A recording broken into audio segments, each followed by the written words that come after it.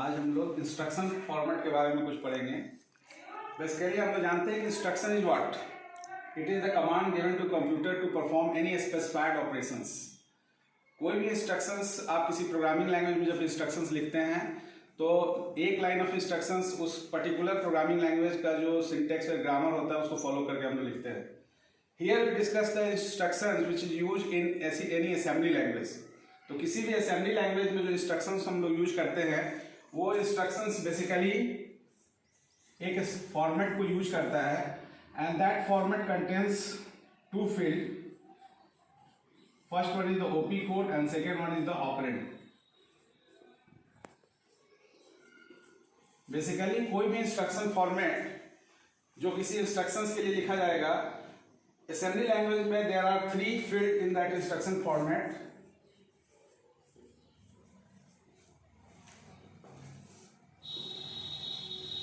That is OP code field,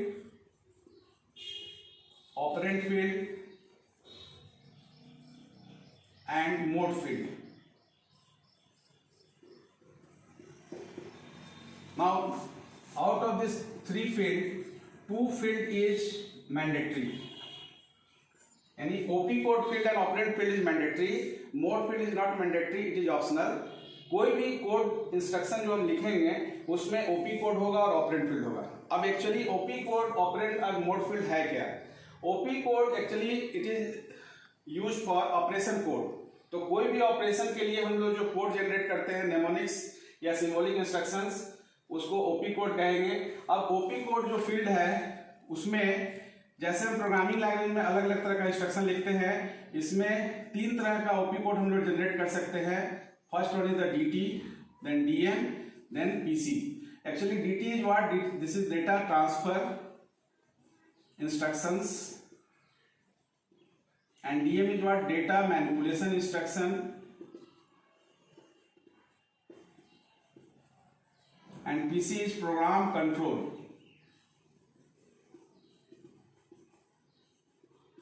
तो data transfer instruction basically what? इस तरह के इंस्ट्रक्शंस में हम लोग डेटा को ट्रांसफर करने के लिए जो इंस्ट्रक्शन यूज करेंगे वो उसका इस्तेमाल करेंगे। डेटा मैनिपुलेशन, अब डेटा ट्रांसफर के लिए बेसिकली इंस्ट्रक्शंस को हम लोग जब कैटेगराइज करेंगे तो डेटा हमारा जो हम लोग जो जनरल प्रोग्रामिंग लैंग्वेज लिखते हैं उसमें हमारा जो डेटा होता है वो किसी वेरिएबल में होता है, लेकिन इसमें यहाँ पर जो इंस्ट्रक्शन फॉर्मेट हम लोग यूज करेंगे, हमारा जो डेटा है वो डेटा किसी भी मेमोरी लोकेशन में हो सकता है। अब ये मेमोरी लोकेशन हमारा जो है बेसिकली क्या है? It is the memory address, you can say memory operand और you can say memory variable, all are same. और डेटा जो है किसी रजिस्टर, स्पेसिफिक रजिस्टर में हो सकता है। यानी अगर हमको डेटा लेना होगा तो डेटा हमारा किसी रजिस्टर में हो सकता है या किसी मेमोरी वेरिएबल जैसा हम प्रोग्रामिंग लैंग्वेज में यूज करते हैं वहां पर हो सकता है।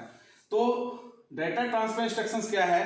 It is the instruction through which we can transfer the data to perform any specific operation and that data is located either in memory location और एनी रजिस्टर्स। तो data is available in the 2 locations. तो अगर हमको किसी instruction में data transfer करना होगा तो उसके लिए सिंबॉलिक इंस्ट्रक्शन जो यूज होगा वो डेटा ट्रांसफर इंस्ट्रक्शन होगा। अगर उस डेटा के ऊपर किसी भी तरह का मैनिपुलेटिव ऑपरेशन करना होगा, मैनिपुलेटिव ऑपरेशन मीन्स अगर कोई arithmetical operation, addition, subtraction, division, multiplication करना हो या किसी तरह का लॉजिकल ऑपरेशन करना हो या किसी तरह का रिलेशनल ऑपरेशन करना हो तो उस केस में डेटा मैनिपुलेटिव इंस्ट्रक्शंस को हम लोग यूज करेंगे। तीसरा जो है वेरी इंपॉर्टेंट, यानी कि एनी टाइम किसी भी प्रोग्रामिंग लैंग्वेज में अगर हमको नॉर्मल फ्लो ऑफ एग्जीक्यूशन को इंटरप्ट करना हो, नॉर्मल फ्लो ऑफ एग्जीक्यूशन को हैंडल करना हो तो हम लोग प्रोग्राम कंट्रोल इंस्ट्रक्शन यूज करते हैं। जैसे किसी प्रोग्रामिंग लैंग्वेज में हम लोग लूप कंट्रोल यूज करते हैं या किसी भी तरह का ब्रांचिंग यूज करते हैं, डिसीजन कंट्रोल स्ट्रक्चर यूज करते हैं। तो in assembly language also we have program control instruction which is used to control the entire flow of the execution of program. तो इंस्ट्रक्शन को जो यूज होगा तो बेसिकली ओपी कोड फील्ड में जो हम इंस्ट्रक्शंस के लिए नेमोनिक्स या सिंबॉलिक इंस्ट्रक्शन यूज करेंगे वो हमारा 3 कैटेगरी में हो सकता है। अब ये डिपेंड करता है कि इंस्ट्रक्शन जो आप लिखने जा रहे हैं उसमें डेटा ट्रांसफर यूज कर रहे हैं, डेटा मैनिपुलेशन यूज कर रहे हैं या प्रोग्राम कंट्रोल इंस्ट्रक्शन यूज कर रहे हैं। हो सकता है कि इसमें से सारे इंस्ट्रक्शंस को यूज करें आप, या इसमें से कोई एक को यूज करें। Now the second one is what, तो अगर ओपी कोड फील्ड को हमको डिफाइन करना हुआ तो OP code field is what, it is basically OP code field specifies what types of operation we have to perform on the set of operands। तो OP code field को अगर define करना हुआ तो हम लोग डिफाइन करेंगे it specifies the operation which is to be perform on set of operand, और उसके लिए हम लोग जो ओपी कोड जनरेट करेंगे वो हमारा सिंबॉलिक इंस्ट्रक्शंस होगा, नेमोनिक्स होगा। Second is the operand field. Operand field क्या है?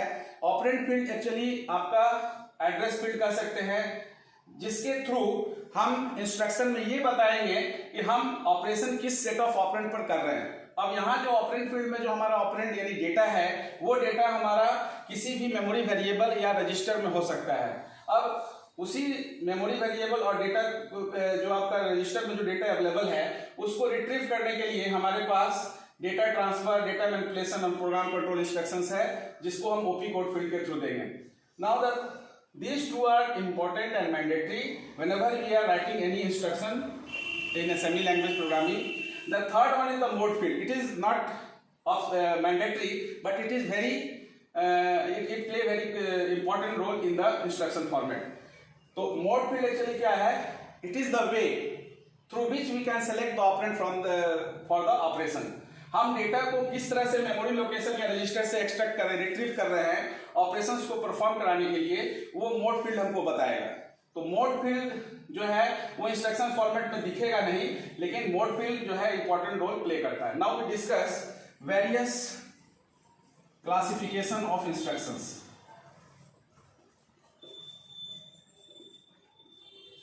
Now the instructions are classified on the basis of number of operands. On the basis of number of operands, we have 4 types of instructions, that is zero address instructions,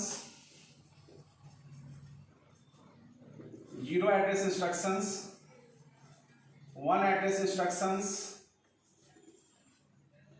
2 address instructions and 3 address instruction. Now what actually 0 address, 1 address, 2 address? Basically these are the 4 way to write any instruction in a semi language programming. Yani 0 address instructions means for operational instruction there is no need of passing any operand. 1 address instruction, in this we have to pass at least one of operand to execute the operations. 2 address means number of operand is 2. 3 address means number of operand is 3. Now what is the operand? Basically when we give the format of the instruction format, we have 2 sections, OP code field and operand field. OP code field में हम ये बताते हैं कि हमारा data transfer करने के लिए कौन सा इंस्ट्रक्शन यूज होगा, डेटा मैनिपुलेशन के लिए क्या होगा और प्रोग्राम कंट्रोल के लिए क्या होगा। और ऑपरेंड फील्ड में हम ये बताते हैं कि हमारा जो ऑपरेशन होगा वो कितने नंबर ऑफ ऑपरेंड पर होगा, सिंगल होगा, 9 ऑपरेंड पर होगा, 2 पर होगा या 3 ऑपरेंड पर। Now on the basis of this 4 categorization we have 3 types of computer, that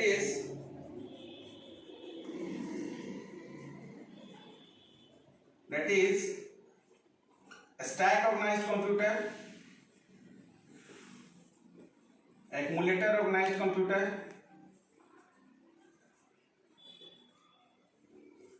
and general purpose register organized computer.